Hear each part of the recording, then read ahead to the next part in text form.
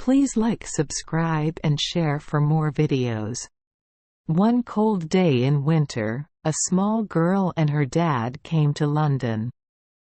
Sarah Crewe was 7 years old with long black hair and green eyes.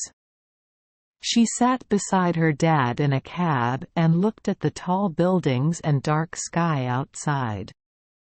Her dad noticed her quietness and asked what she was thinking about.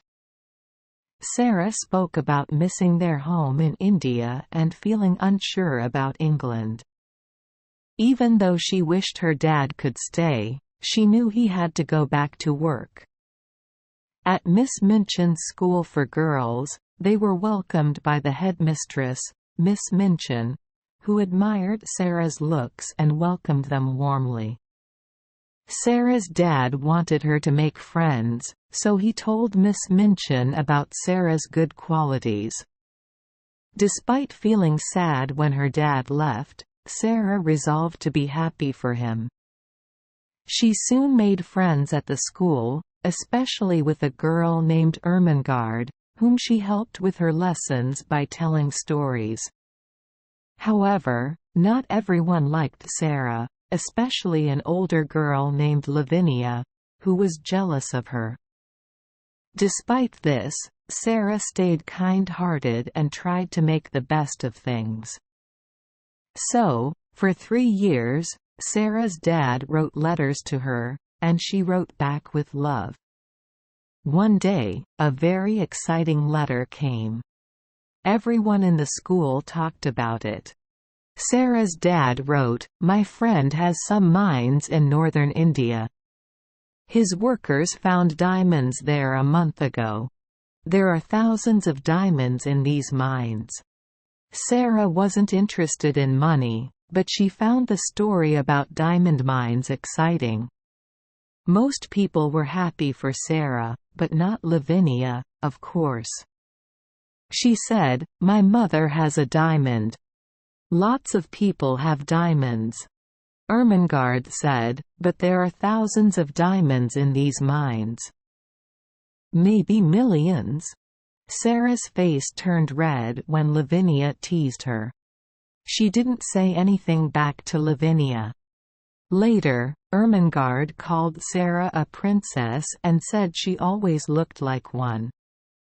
Another girl, Becky, who worked as a servant, also thought of Sarah as a princess. Sarah and Becky became friends, even though it was unusual for a rich girl like Sarah to be friends with a servant. Sarah was kind to Becky, who often felt tired and hungry from her hard work. Sarah's birthday came, and there was a big party at the school. But then, Miss Minchin's lawyer came and said Sarah's dad didn't have any money. There were no diamond mines, and Sarah's dad's friend took all his money. Miss Minchin was angry but realized she couldn't just put Sarah out on the streets. Instead, she told Sarah that she had to work as a servant in the school and live in a small room next to Becky's.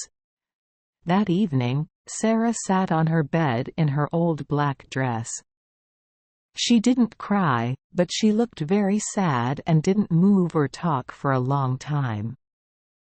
Late at night, Becky quietly opened the door and came in. Her eyes were red from crying. "I'm so sorry, miss," she said, holding Sarah's hand. Sarah finally looked at Becky and said, "Oh, Becky." The next morning, Sarah started her new life. She learned to clean floors and make fires. The cook, a big angry woman, told her to go buy apples for pies. Sarah worked hard all day, from morning to night, and helped in the school too. She spoke French well, but Miss Minchin reminded her that she was just a servant. Sarah missed her dad terribly but remembered to be brave, just like he wanted. Becky was Sarah's only friend at first. They didn't talk much, but seeing Becky's friendly face helped Sarah feel better. The other girls in the school felt sorry for Sarah, but they couldn't be friends with her anymore because she was a servant. Lavinia was happy about Sarah's misfortune. Ermengarde, though, didn't understand why Sarah didn't talk to her anymore. One day, she visited Sarah in her attic room and promised to always be her friend. Sarah was relieved and happy. She showed Ermengarde the birds that visited her window and talked about her new friend, Becky. Later, Becky came in excitedly and told Sarah about a rich Indian man moving into the house next door. Every morning, Sarah fed the birds outside her window and looked at the attic window next door. But nobody ever opened it or said hello. Maybe the Indian gentleman's servants sleep downstairs, she thought sadly. Sarah was very lonely now. She saw Becky every day, but they didn't have much time to talk. The other servants weren't friendly, and Sarah missed having friends. One evening, Sarah heard a noise on the roof and saw a small monkey at the open window. "Oh, you cute thing!" she exclaimed. The monkey ran into her room, and Sarah saw a smiling face at the next window. It was Ram Das, the Indian Lascar. He came to get the monkey and thanked Sarah. Ram Das explained that he lived next door and had a monkey as a pet. Sarah went to the shops several times a day, and each time she passed the house next door, she thought about the Indian gentleman. She felt sorry for him because he was ill and had no family. Sarah knew how nice it was to have visitors when you're not feeling well. The Indian gentleman, Mr. Carrisford, was sad and talked to his friend, Mr. Carmichael, about finding a child he cared for deeply. He had a lot of money from diamond mines but didn't know what happened to his friend's daughter. Mr. Carmichael suggested going to Moscow to look for her.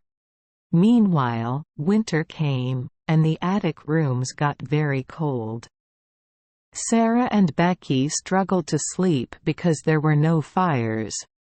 Sarah's clothes were old and thin, and she often went hungry. One day, she found some money and bought bread, but then she saw a child even poorer than her and gave the bread away.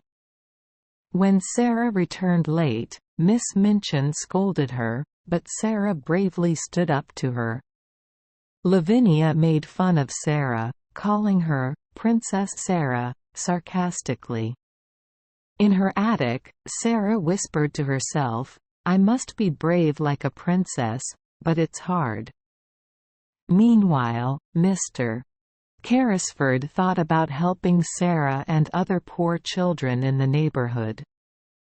Ram Das had a plan to assist Sarah, and Mr. Carrisford agreed to it. One night, Ermengarde went to Sarah's attic room and found her looking pale and tired.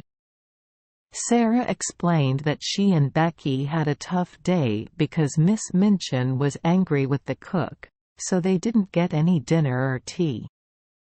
Ermengarde shared a big cake she got from home, and they had a small party together. However, Miss Minchin caught them and punished Sarah by withholding her meals the next day. Later that night, Sarah noticed a magical change in her attic room. There was a warm fire, new blankets, beautiful pictures, and delicious food waiting for them on the table. Sarah and Becky couldn't believe their eyes and enjoyed the feast, feeling grateful for the mysterious gifts. The magic continued every evening, with new items appearing in the attic, such as warm clothes, books, and more food. Sarah believed it was the work of a secret friend who didn't want to reveal their identity. Becky and Sarah cherished these gifts and felt thankful for their kind friend's generosity. One night, they noticed a monkey outside Sarah's window. Sarah let the monkey in and decided to take care of it until morning. The next morning, Mr. Carmichael returned from Russia, but he looked sad. Mr. Carrisford knew something was wrong. Mr. Carmichael explained that he found a girl named Emily Carew, but she wasn't Ralph Crew's daughter. They needed to start their search again. Mr. Carrisford suggested looking at schools in England, starting with the one next door. Just then, Ram Dass entered and mentioned the little servant girl from the attic, Sarah, who had the monkey. Mr. Carrisford wanted to meet her. Sarah came in, and Mr. Carrisford asked about the monkey. Sarah mentioned she was born in India, which surprised them. She shared her story of how she ended up as a servant at the school after her father, Ralph Crewe, died. When Sarah mentioned her father's name, Mr. Carrisford realized she was Ralph's daughter. Mr. Carmichael explained everything to Sarah, including the truth about her father's friend and the diamond mines. Sarah was surprised to learn she had been living next door all this time. Mr. Carrisford promised to take care of Sarah from now on. Sarah was happy and grateful, realizing that all the wonderful things in her attic were gifts from Mr. Carrisford and Ram Dass, not magic. Eventually, Sarah became very rich, and Miss Minchin wanted her back at the school. However, Mr. Carrisford refused and sent Miss Minchin away. Becky also came to live with them and became Sarah's servant, living happily. Ermengarde remained Sarah's friend, and Sarah shared her newfound wealth with her. Sarah wrote a letter to Ermengarde, revealing the truth about the diamond mines, making Ermengarde proud of her friend, the princess.